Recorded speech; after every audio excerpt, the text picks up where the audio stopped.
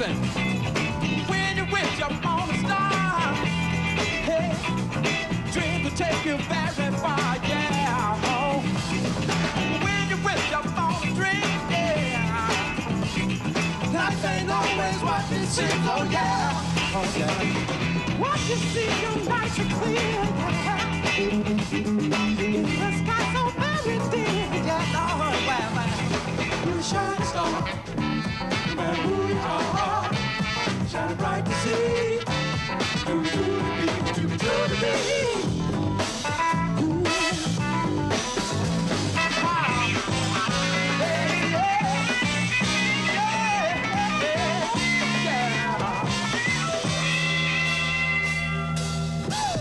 Shining star comes into view. Shine this wonderful light on you.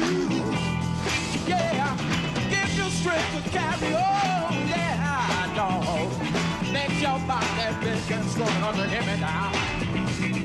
Born a man, child of the sun. Yeah. Some of my work had just begun.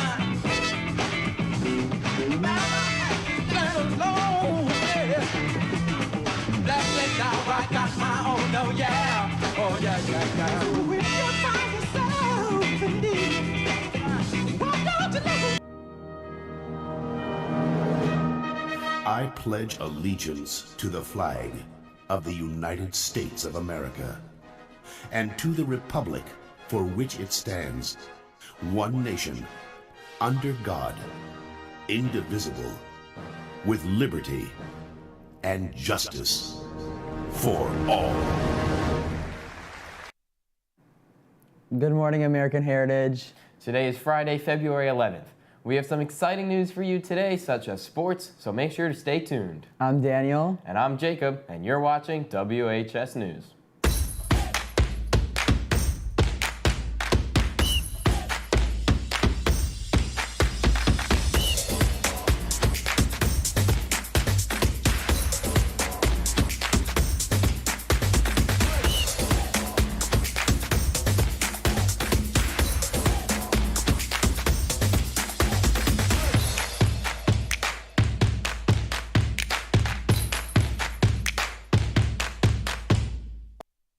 This Sunday is Super Bowl 56, where the Cincinnati Bengals are taking on the Los Angeles Rams.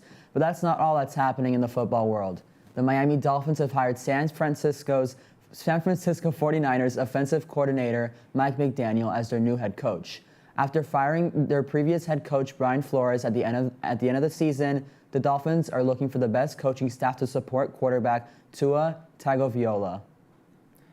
It would appear that Nintendo got the memo after watching WAHS Sports Resort as they announced Nintendo Switch Sports during the Nintendo Direct on Wednesday. Nintendo Switch Sports is a remake of the iconic Wii Sports with some new sports. The game will feature soccer, volleyball, bowling, tennis, badminton, and chambara, which is a type of sword fighting. Golf will also be added later in a free update. The game will also use the Nintendo Online features, allowing players to play against each other from different systems. In sports news, the boys soccer team plays Golden Gate this Saturday at 7 p.m. Tickets are $7 per person as this is a state series game.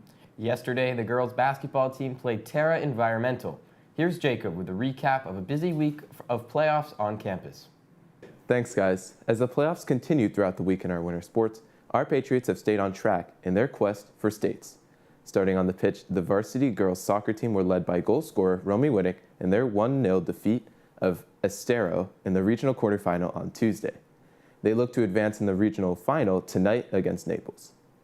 The varsity boys soccer team also prevailed in their regional quarterfinal matchup, winning 4-1 in overtime. After a 2-goal performance from Wiley Shaw and Michael Jean-Baptiste, they will look to play at home against Golden Gate in a regional semifinal game on Saturday. On the court, the varsity boys basketball team took a convincing 76-49 win over Coconut Creek on Tuesday, but unfortunately fell short against Suncoast 58-46 in the district semifinal, ending a great season for our Patriots.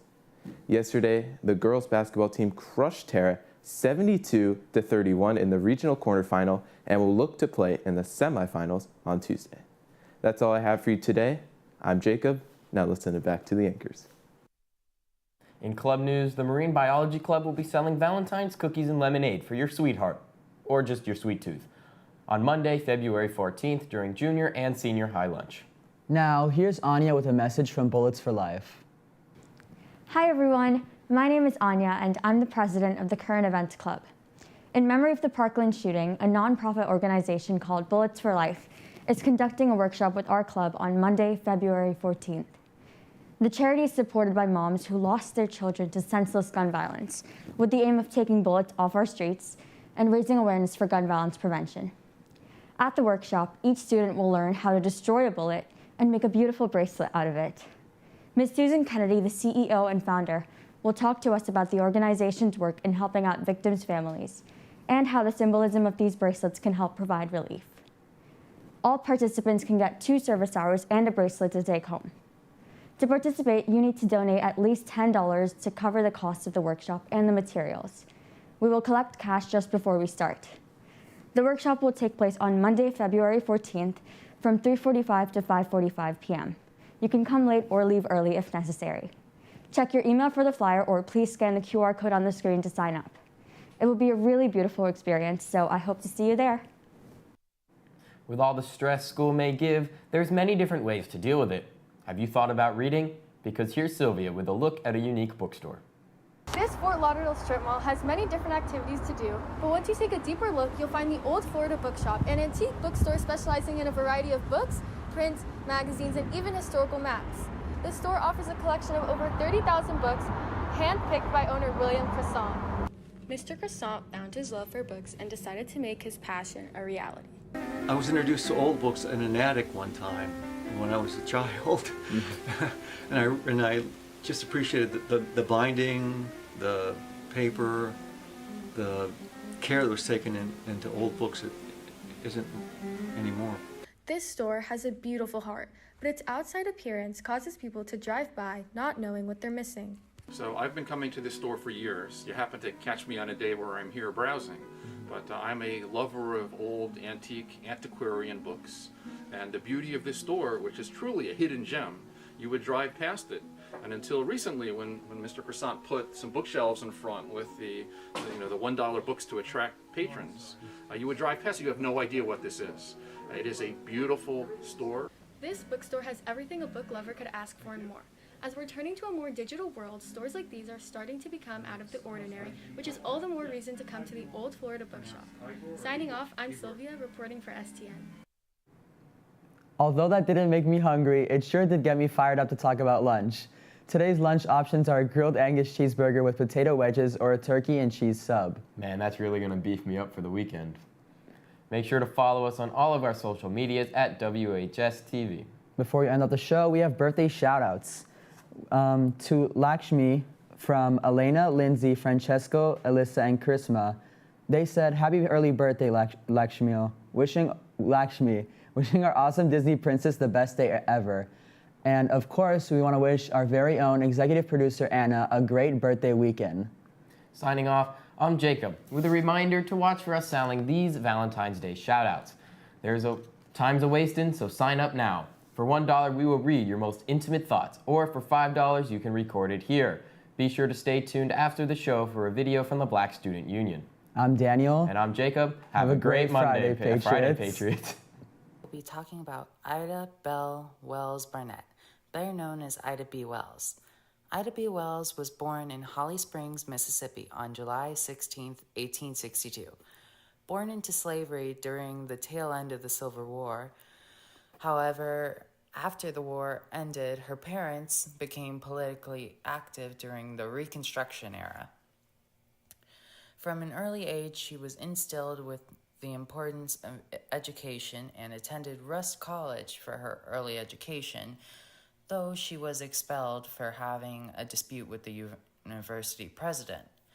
A few years later, in 1878, her parents died of yellow fever, leaving 16-year-old Ida to take care of her 6 siblings. Despite the hardships involved, Ida was up to the challenge. She took up a job as a teacher in order to earn an income. Later, she packed up her family and moved to Memphis, Tennessee, and continued to work as an educator. This is only the beginning of her story.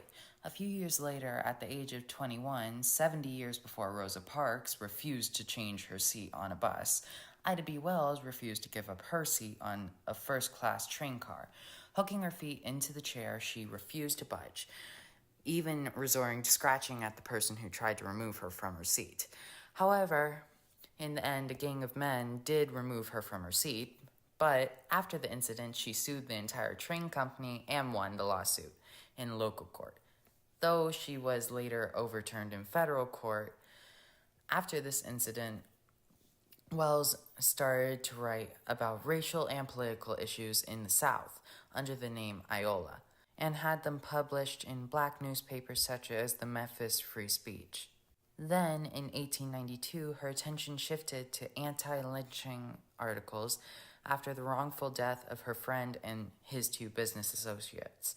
Risking her own life, Wells wrote about the explicit and gory details of lynchings in her articles, and went into depth about the real reasons why these people were killed.